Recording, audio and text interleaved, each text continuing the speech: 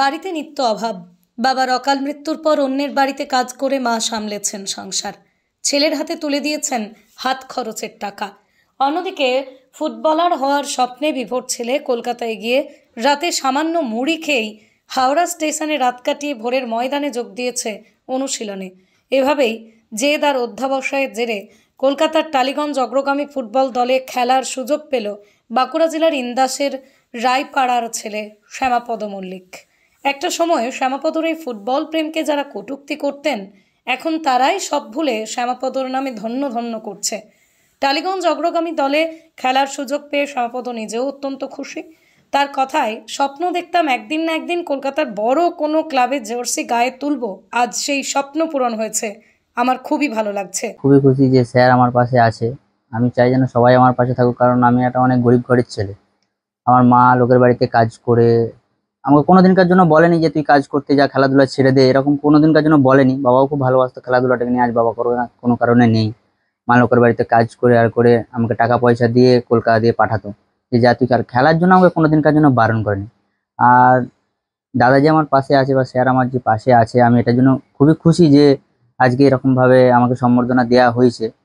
আমি চাইবো যেন সবাই এরকমভাবে আমার পাশে থাকুক, তাহলে আমি আরো বড় জায়গায় যেতে পারবো। আর আমার লক্ষ্য ফার্স্ট ডিভিশন ক্লাব এরকম না, আমি চাইবো যেন আরো বড় ক্লাবে আমি যেতে পারি। আর যেটার জন্য আমাকে বলা যে যে যারা আমাকে অনেক সহযোগিতা সাহায্য করে, আমার যে ফিটনেস গ্রুপের যে স্যারেরা বা যে দাদারা নিজেদের পকেট মানির টাকা থেকে টাকা বাঁচিয়ে প্র্যাকটিসের শেষে রাতের পর রাত হাওড়া স্টেশনে কাটানো, না খেয়ে না দিয়ে বাড়ি থেকে মুড়ি নিয়ে যেয়ে খাওয়া, ওই দাদারা দেখেছে যে আমার মধ্যে প্রতিভা আছে। সবশেষে ওরা যারা নিয়ে এসেছিল FIFA referee Ranjit Bakshi sir, Munshi sir, Gautam sir, তারা আমাকে এখান থেকে তুলে নিয়ে গেছে। বাঁকুড়া থেকে একটা ছোট গ্রাম থেকে তুলে নিয়ে যে কলকাতার বুকে জায়গা করা, তারা তো জায়গাটা দেখিয়ে দিয়েছিলাম। যাই হোক, কোনো কারণে সবাইকার আশীর্বাদ নিয়ে ওখানে নিজের মতন করে জায়গা করে নিয়েছিলাম। ওরা নিজেদের পকেট থেকে টাকা পয়সা দিয়ে আমাকে অনেকভাবে সাহায্য করে, যে না তুই খেলাধুলাটা ছাড়িস না, তুই এরকম ভাবে থাক, লেগে থাক, আমরা তোর পাশে আছি, সবসময় বলেছে। মাও আমাকে সবসময় বলেছে, বাবা তো ওপর থেকে সবসময় দেখতে পায়। ওই কারণে হয়তো আমি বড় হতে পেরেছি। আর এরকম ভাবে আমার পাশে সবাই থাকলে হয়তো পরে আরো বড় হতে পারবো। জানি না এখন কি করব। যখন আপনি ডাক পেলেন যে এই ক্লাবে, তখন কতটা আনন্দ উপভোগ করলেন? আনন্দ তখন তো মানে পরিশ্রম করেছি, তার চাবিকাঠি আমি পেলাম, সাফল্যটা পেলাম।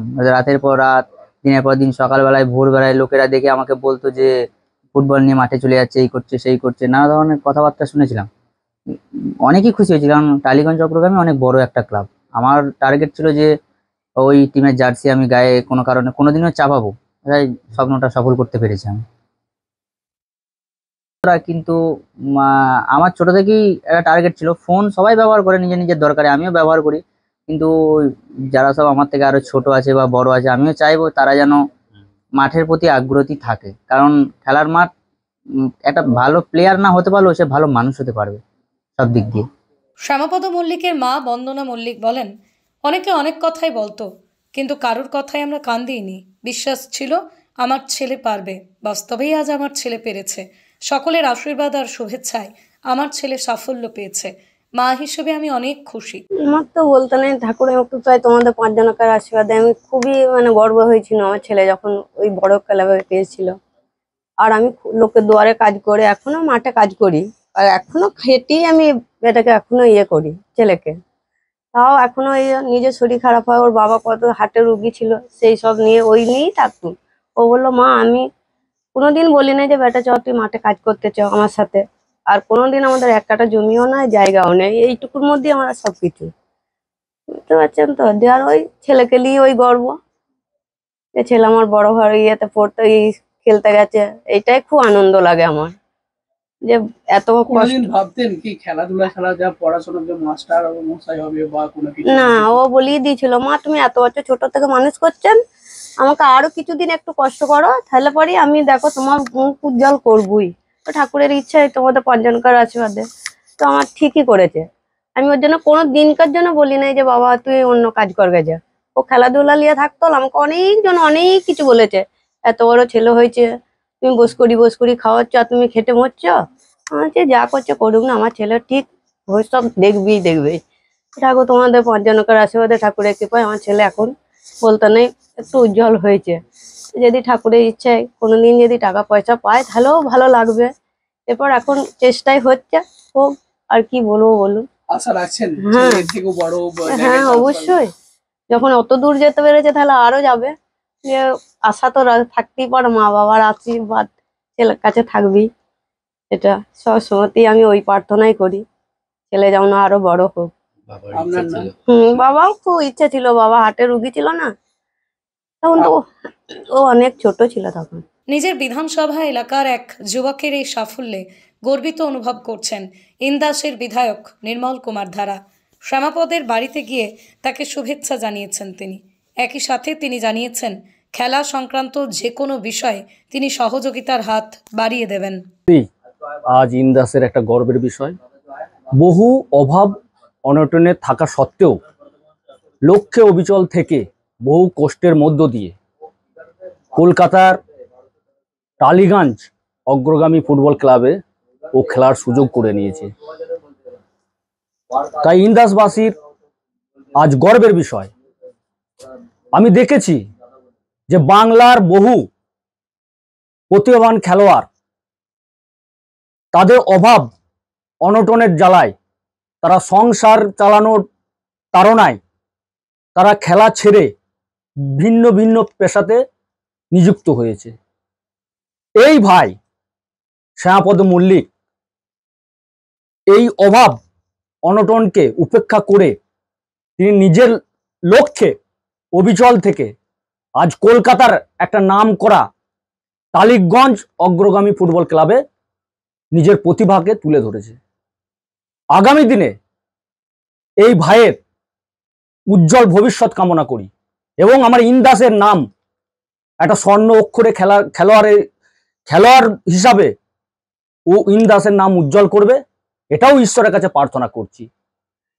আজ উল্টো রথে জগন্নাথ দেবের কাছে আমি প্রার্থনা করব, ভাই আগামী দিনে আরো বড় হোক, মানুষের মতো মানুষ হোক, এই প্রার্থনা করব। এবং আমি ভাইয়ের কাছে অনুরোধ করব যে নিজের দাদা মনে করে ওর যখন যেটা প্রয়োজন, খেলার পারপাসে যখন যেটা প্রয়োজন, নির্দ্বিধায় ও আমাকে বলবে, আমি ওকে সহযোগিতা করব। এবং আমি এই সমাজের সকল স্তরের মানুষকে দলমত নির্বিশেষে এই প্রতিভাবানদের পাশে দাঁড়াতে অনুরোধ করব। মানে আমিও ওনার পাশে দাঁড়াচ্ছি, আপনারাও এই প্রতিভাবানদের পাশে দাঁড়ান। দেখবেন গ্রাম বাংলায় ষষ্ঠী দুলের মতো, এবং এই যে শ্যামাপদ মল্লিক তরুণ তুর্কি, এও ভবিষ্যতে একটা ভালো প্লেয়ার হবে। এরকম অনেক প্রতিভাবান ছেলে যারা হারিয়ে যাচ্ছে, এই প্রতিভাদেরকে যাতে হারিয়ে না যায়, তাই আপনারাও আগিয়ে আসুন, আর আমিও সব সময় ওনাদের পাশে থাকবো। কতুলপুরে সর্বপ্রথম এমআরআই পরিষেবা যুক্ত 110 বেডের মাল্টি স্পেশালিটি হসপিটাল হল মেডিকেয়ার জেনারেল হসপিটাল।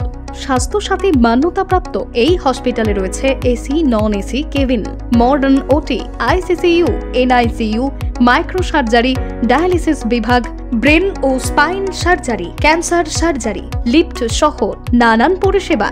এছাড়াও রয়েছে সিটি স্ক্যান পরিষেবা যুক্ত নিজস্ব ডায়াগনস্টিক সেন্টার, ডক্টর চেম্বার্স, ওষুধের দোকান সহ 24 ঘন্টা অ্যাম্বুলেন্স পরিষেবা।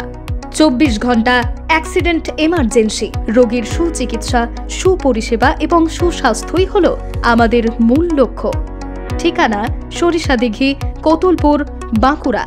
যোগাযোগ নম্বর 9434216662 অথবা যোগাযোগ করুন 9732212924 এই নম্বরে।